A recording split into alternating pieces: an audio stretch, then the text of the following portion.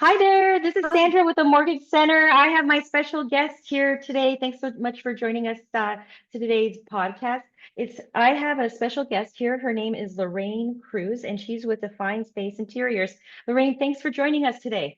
Hey, Sandra, thanks for having me. I'm excited. Yeah, this is interesting because we actually get a lot of calls at the Mortgage Center about people doing renovations or if they should renovate or move. And that's why I've asked Lorraine to join us today because she's the real expert in helping people decide about what to do with their largest asset, which is their home. Absolutely. And we want them to feel safe in their decisions. It's because it is their largest asset. And we want them to help them, or we want them to make memories with wherever they lay their head down. Now, there are different kinds of renovations you can do to your house, right? Absolutely. Yeah, so if you are listening today and you are thinking about, well, do I move? Should I renovate or refresh? You want to hang in there with us today. So, Lorraine, tell me a little bit about what the difference is between like refresh, renovate, or move. Okay, so we all know that we all know what a move is, Hmm. but a refresh might be a terminology piece of terminology that people don't really understand. So a refresh is making it's really the lowest disruption in your life with the Okay. highest impact, and it can be used also on the move aspect on getting your house prepared for sale, or you're just making some small aesthetic changes that will feel best for you and how you use your space. So as an Well, example, yeah, yeah, so painting a house, just as this image is showing, painting a house, if you're planning to move, it's the highest return. It's about 150% of your financial gain on painting your home. It gives the best impact of lightening up, feeling bigger. And if you're planning to stay, this is a time for you to call that space your own. So this is where you would do the darker colors or even the neutrals if that's depending on your style. right. And I can tell you from a financing point of view, this is the cheapest way to do this. For sure. So changing a backsplash can really change your kitchen, not your function, but your kitchen aesthetics, and for a little money, right? There's changing up your furniture. Maybe your furniture is a little dated, so maybe it's Right. just time to change that in your flow. So that's a Oh, refresh. cool. Yeah. And now, but there is something now, I think most people know what a renovate is. Absolutely. So a renovation is structural. It changes the flow of your home. We can relocate layout if Yeah. need be. We can add storage if that's something that you're complaining about.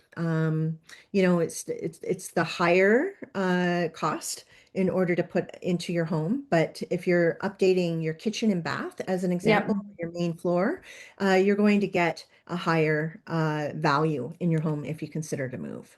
And I think like if we look at these three categories, and if I could jump in here for on the financing part, it's like the refresh is normally the cheapest, I should say. And Absolutely. and how we would sort of finance something like that is like I often get calls and people will say, "Hey, I want to just do a refresh for 30 or 40,000." And how I recommend that people do that is if they have cash and maybe an unsecured line of credit. Whereas a renovate, like you said, is a kitchen or a bathroom. Those are definitely more than 50,000. You might be looking at 50 to 150,000, Right. right? And that's where using the equity in your home can benefit you because that will, if you don't have the 150,000 in cash to do that, Right. you could tap into the equity. And then the move, of course, is the most expensive because you've got the real estate commission and then you've got the cost to purchase. So it's interesting because we do you I know you get these questions all the time as well, right? Yes, I get a lot of I love my home, but it's just not working for me. So, Yeah,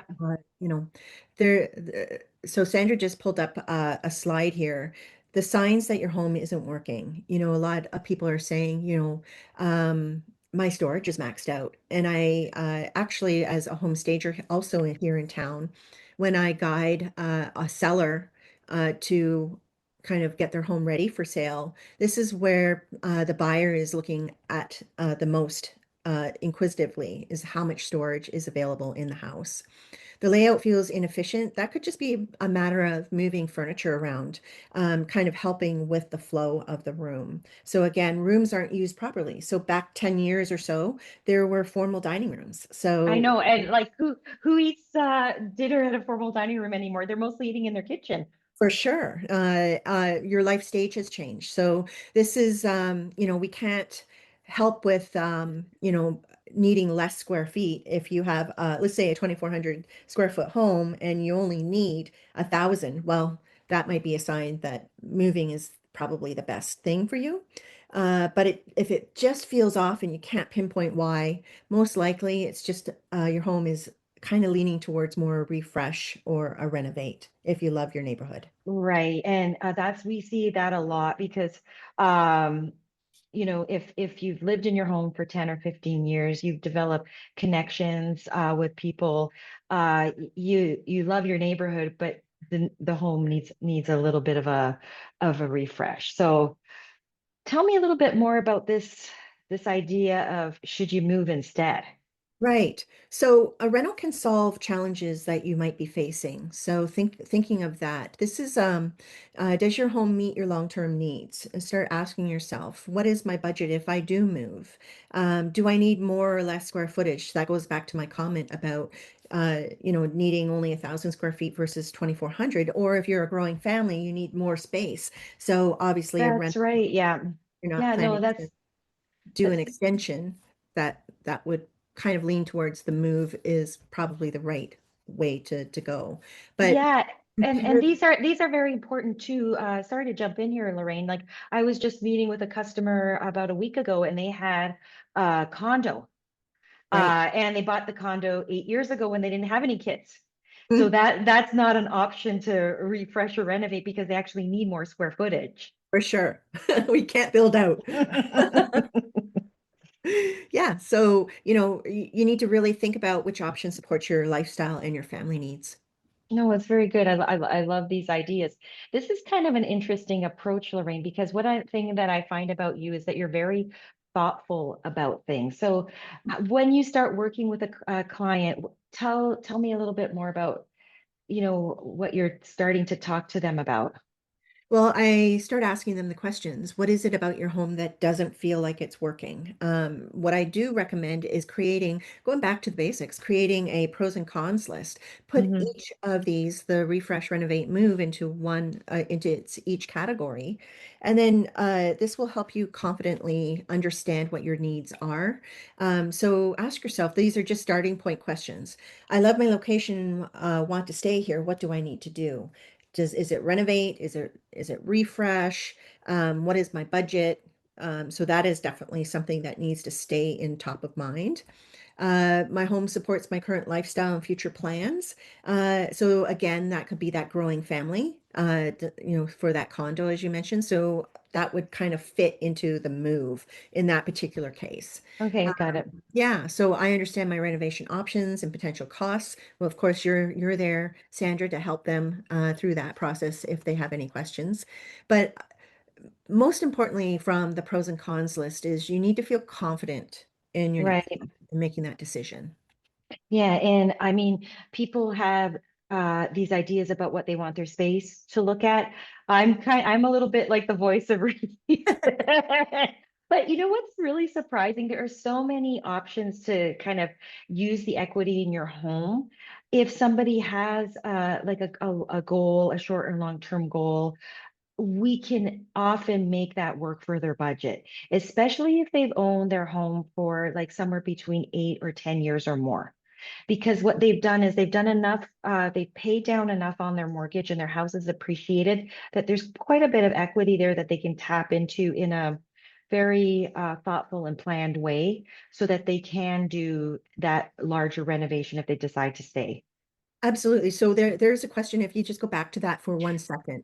Um, Okay, there is just one, if you're planning to stay, but you know a move is imminent, maybe think about when you renovate, choose the classic options such very as good. So you don't over renovate so that way you're not going to be the queen on the street. So your renovation is still going to feel fresh in Mhm. 10 years. Yeah, very good. Now, this one here is so because, lots of people love to start online Mhm. and, kind of get an aesthetic, but how does a designer really, someone like you really fit into this picture? For sure. So my role focuses on clarity and direction, not just the aesthetics, right? As an interior designer, we look at enhancing the space functionality through thoughtful layouts and design choices. With us here at Defined Space Interiors, we aim to create that practical home. It's beautiful, but it's tailored to your lifestyle. So we Okay. help you work through your space planning. We talk about your functionality needs, the cohesive design direction. So again, I ask the question, are you planning to move in the next, like, is this your forever house? And if so, like if it's a multi level home, we want to make sure that the home flows throughout. So in 5-ish years, or if you're planning to move and you're not planning to do any more updates after you do a refresh or a renovation, you want that buyer to walk through and feel still connected. So we take that role and help you guide. So on this screen, Mhm. I have a mood board, and Okay. it's not just to show all the pretty finishes. It's to show the cohesiveness of the selection Okay. that we've done, right? So it guides and gives confidence to the to my clients as to, yes, we've picked appropriately based on their needs and their budget, of course, right? It gives them that design clarity.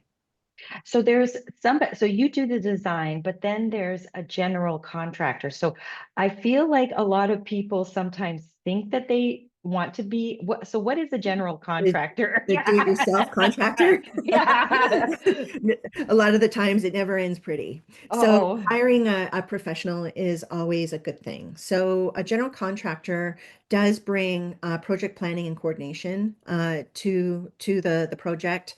If you have a budget, they work through the budget and timeline management. We here at Define Space Interiors offer project management so that way we okay. take the overwhelm away from the homeowner that's going through a renovation. We are booking the trusted trades and making sure their workmanship is up to par.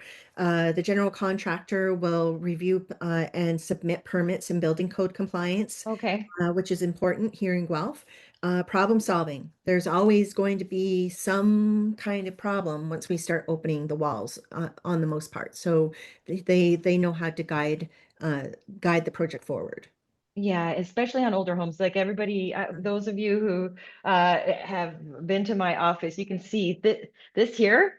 Some of you might not even know what that is. So that's the heating system. So do you know as well as I do a home that's over 100 years old? You never know what you're going to get because the That's building right. codes. Yeah. That's Now, right. tell me a little bit about like so some of the questions that you should be asking your general contractor. Right. So general contractors kind of fall into there's a lot of noise out there about bad general contractors. Okay. So these are the questions that you really need to ask. First of all, project management, is that available? And are there fees? Yes, right? What is the difference between an estimate and a quote? That is very, very important. Most Okay. likely, the general contractor is giving you an estimate. They are estimating based on what they can see, not what, as I mentioned, opening up walls. We don't know what's behind there. Okay. What is a contingency and why do we need it? So let's use, there was a water stack that was cracked in one of our projects, and we didn't know that. The homeowner didn't know that they had a cracked water pipe. So that's where the contingency would come into place. And it's usually about 10% of the total estimate. So keeping that available.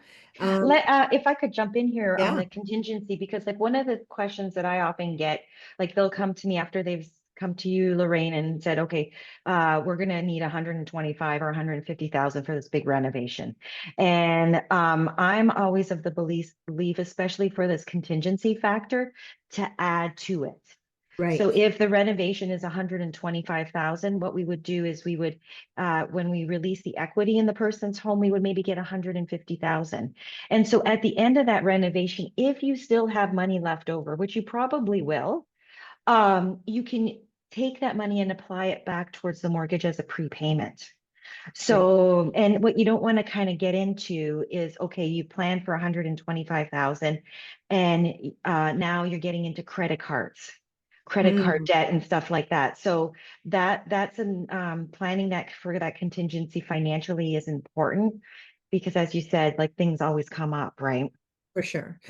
Not all the time, but I would say 80%. Okay, yeah, yeah, that's pretty high. So tell me a little bit more. Well, I think this kind of wraps up our podcast.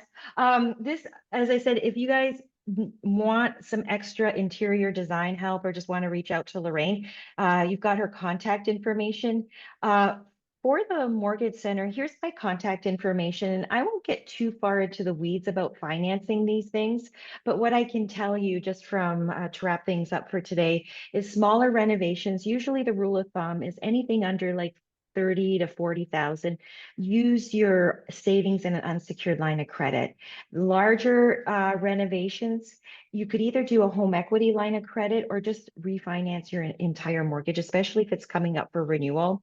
I like that option the best because with refinancing your entire mortgage, you then don't have two payments if you were to have a mortgage and or a line of credit. So if you're interested in kind of digging into the weeds and getting some more specific numbers, I know Lorraine is available. Just reach out to her via phone or text For or sure. email. And thanks so much, Lorraine, Oh, for your wisdom today. thank you for having me. It was so much fun. Have a nice day. You Bye. too. Thank you.